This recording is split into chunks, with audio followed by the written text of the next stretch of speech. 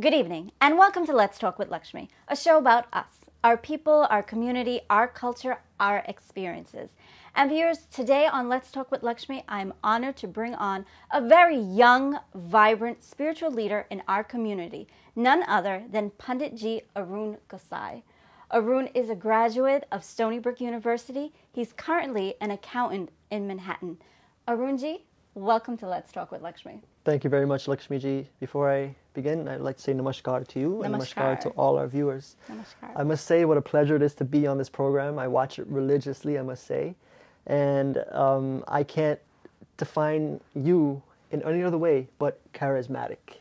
And I thank you. It's an honor and privilege to be on this show. And I'm sure it'll be a good time.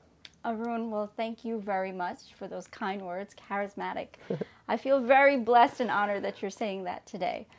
And today we're here to talk about you. The reason why I invited Arun Ji onto Let's Talk with Lakshmee is because he's a vibrant spiritual leader. And you are doing so much today with the youths in our community as far as, I know you do a lot in the Hindu religion, but I know you're also a humanitarian at large. And you're also very young. I mean, I'm not going to ask Arun Ji how young he is, but I'm sure he's in his 20s, as we can all tell, and very handsome also. Thank you. But Arun Ji, tell me, as a young spiritual leader, what is your message to the youth today or to our community at large? Well, the message could be carried out across the spectrum of people that are in our community. We live in a city that's very vast, a lot of diversity, a lot of people of different cultures and religions. And the message that I would relay in a public setting such as this, in a forum such as this, is a message of unity. Okay. And basically that's what religion is. It comes from a Latin word called religio, which means to get back or to unify. And I think, in my opinion, I think that our community, our families, and this world at large, if we were to unify, we would be such a powerful unit to tackle the challenges of the future, especially the younger people. Excellent. Now, speaking of unity and religion, in United States of America, around the world, there are many religions: Hindus, Muslims, Christians, Buddhists, and you speak of unity. Mm-hmm. What would you like to see us unite and do? Anything specific? Well, let's start with religion, since we are people of religion. I consider myself, a young spiritual leader, up and coming. People of different faiths and religions have to realize that there is one God. All right?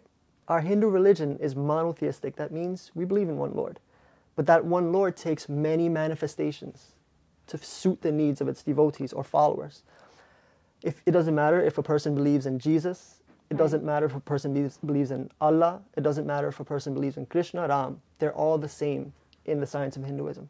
And Arun, when I listen to the scriptures or read scriptures or even watch any of the Ramayans on television, I feel like all of the stories, whether it's about Ram, Krishna, if you look at Christianity, there are very, very similar stories. Definitely. Of Jesus Christ. Absolutely. Would you agree? I agree. Jesus was a man at the end of the day. Ram, Lakshman, Krishna, they were all men of stature.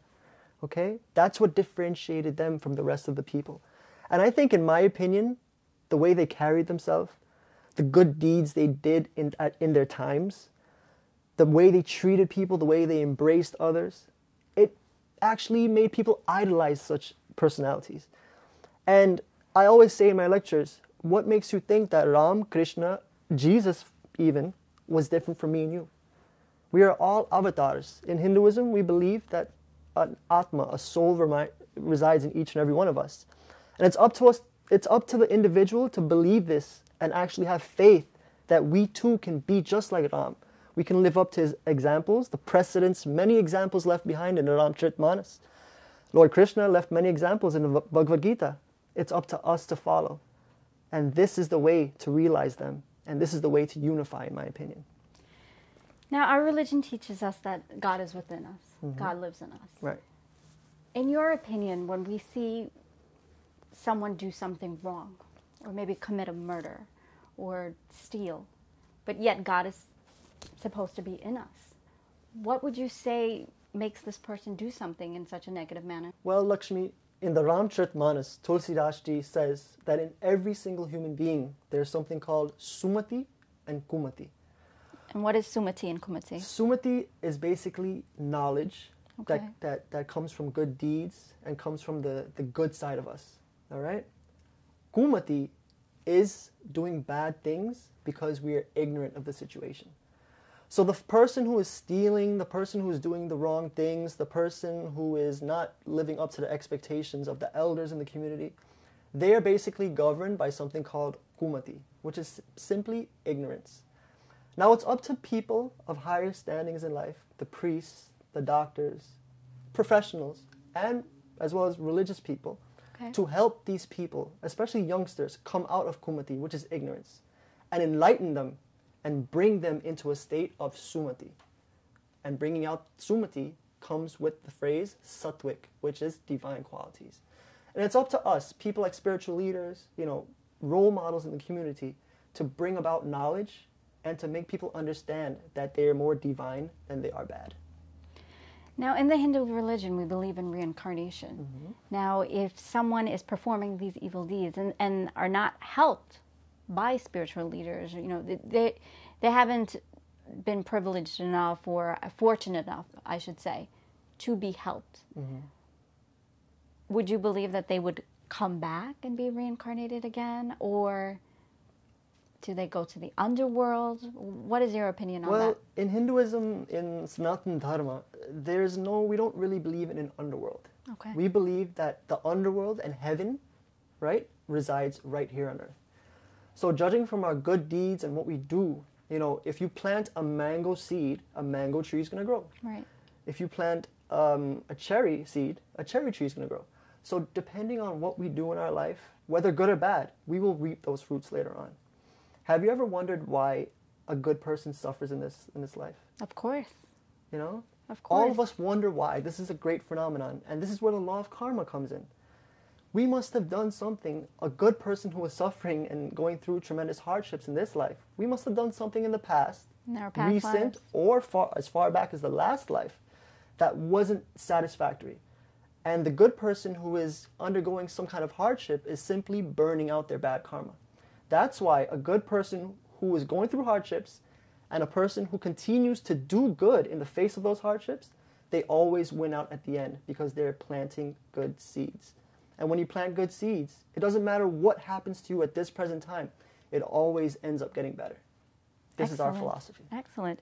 So viewers, keep faith. If anyone's out there experiencing any bad times or just wondering what's going on, don't worry. We have to live through our karma, and eventually Things will get better. we will see the rainbow. We'll see the sunshine. Most definitely.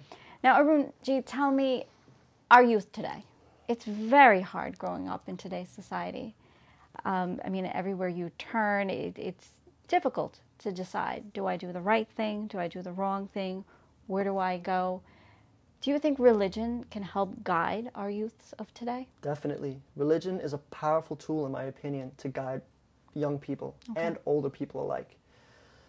Young people, especially in New York City, they're going through, a lot of difficulties every day. Many challenges are posed to youngsters in particular. Questions come up, and I went through this growing up, a product of the New York City public school system, Right. You question yourself, am I fitting in? Am I doing what it takes to be better every day? How are my friends looking at me? Are my parents proud of me? Are my teachers proud of me? All these questions seem to attack us and bombard us at once. But religion gives us a tool to better ourselves every day. If the youngsters out there would simply read chapter 12, verse 13 of the Bhagavad Gita, for example, the last line is Samma Dukkha Sukha Kshami. And it basically says, treat bad times and good times alike. Bad times will happen. Good times will happen. But it's up to us to handle them in the appropriate manner. And if we as youth can consult elderly people, priests, our parents, good friends, people that are higher up in society, we can face these challenges. If we have faith in God, have faith in ourselves, most importantly, believe that we are greater than we think we are in the long run, and just treat everybody like we want to be treated, life will be so good. And this is what the youth have to understand. And just always have faith. I know a lot of times, you know, people run to God and pray only in times of need. When something goes wrong, you're like, oh, God, help me. But we have to remember that even good times, and just every day, Definitely. you know, take the time out and thank God for what's going on in your life. And that's the way I start my day, Lakshmi. From as far back as I can remember, I always wake up and I thank the Lord for a new day. And it actually gives you a gratifying feeling when you do that. You feel so grateful to a higher power that has blessed you to see this new day. As you take a shower in the morning, thank God that you have a variety of soap to choose from where other people don't have this chance. As you go to school in the morning, and this is geared to the youngsters out there, thank God that you have the ability to go to school. To go to school, not many children have that opportunity. You know, and we see, look at the TV today and what's going on in Egypt in different parts everywhere. of the world, where kids are, you know, their academic lives are destroyed by what's going on. But we live in such a society where the only direction that we can go is up, but it's ultimately up to us. Arun, let me ask you, you're very young, very vibrant, as I said, very handsome, okay? When did you decide to go into Pandit eye work? Well, I decided to follow, you know, spirituality deeper, I would say, about 3 years ago. You know, all throughout my life, I've been, you know, surrounded by people who have influenced me to walk this path. You come from a great religious family. I mean, everyone I'm sure who's watching Let's Talk with Lakshmi knows that you are the son of the late Pandit Prakashji. So obviously you've grown up in a spiritual life. But growing up as a child, did you ever have any thoughts of becoming a Pandit? Never had Not any until thoughts of 3 becoming years. a Pandit or a spiritual 3 leader. years ago, okay. You know, growing up, I mean, we grew up, my dad founded Bhuvaneshwar Mandir in Brooklyn, New York, in a basement. And I remember as a toddler attending that mandir. And, you know, as a toddler, you get enthralled in the kirtans and bhajans, and you just grow up in that environment. And as I grew and grew and grew and got older and older, you know, and advanced in age, kind of, per se, you know, it just turned into a passion. You know, I loved it. Just like tabla. I loved playing tabla. It was just a passion. And you're of a mine. great tabla player, may I add. Thank you. And, you know, it's all attributed to my Guruji, Lal Singh, who lives in Guyana currently, but comes back and forth to New York. And he's taught me a lot of life lessons as well. But going back to Bhuvaneshwar and going back to the way I grew up, you know, Dad played an integral part in my life. Not only Dad, but my Aja, my dad's father. He is today a great stalwart of the religion. He still does his pujas. He prays religiously every day. And he's a humanitarian at heart as well. So growing up in this environment and growing up around these people just propelled me to walk this path. You were molded. Yeah, I was molded. You were molding, and it came to the right timing, which was 3 years ago. Correct. And, you know, it all started off by just saying a mantra here and there and me being given a chance. And that's, you know... But tell me, where do you get your inspiration and your style? You have a totally different style, young, I think, that will attract not only the younger people who you know, may not really feel that they have the time to go to temple or the interest to go to temple, but when you preach, I feel that you get directly to the point. You have a moral, a value, a lesson to be learned. Where does your inspiration, where does your style come from? Well, my style basically comes from being around my dad my whole life. Now,